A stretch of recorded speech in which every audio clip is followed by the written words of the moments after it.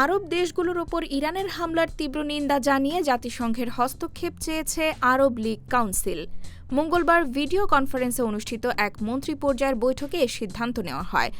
বৈঠকে অংশ নেন বাহরাইন, কাতার সহ বিভিন্ন আরব দেশের পররাষ্ট্রমন্ত্রীরা।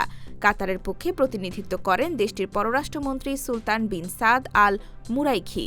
এছাড়া বৈঠকে উপস্থিত ছিলেন আরব লীগের মহাসচিব আহমেদ আবুল গেইত। বৈঠকে গৃহীত প্রস্তাবে বলা হয়, ২০২৬ সালের ফেব্রুয়ারির শেষ দিক থেকে কাতার, সৌদি আরব, সংযুক্ত আরব আমিরাত, বাহরাইন, কুয়েত, ওমান, জর্ডান ও ইরাক সহ একাধিক আরব দেশের ওপর ক্ষেপণাস্ত্র ও ড্রোন হামলা চালানো হয়েছে, যার জন্য ইরানকে দায়ী করা হচ্ছে। আরব লীগ এসব হামলাকে আন্তর্জাতিক আইন ও রাষ্ট্রের সার্বভৌমত্বের স্পষ্ট লঙ্ঘন হিসেবে উল্লেখ করেছে।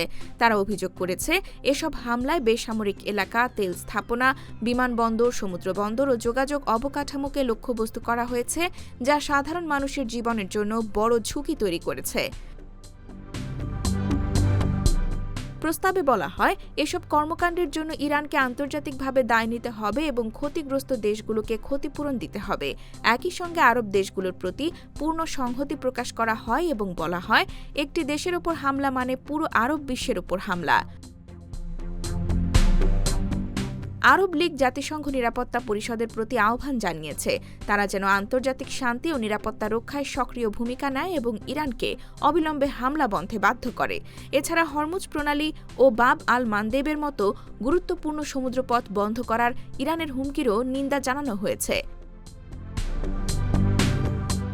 আরব লীগ সতর্ক করে বলেছে, এ ধরনের পদক্ষেপ বিশ্ব জ্বালানি সরবরাহ ও আন্তর্জাতিক নৌ চলাচলের জন্য মারাত্মক ঝুঁকি তৈরি করতে পারে। IBTV USA, new York.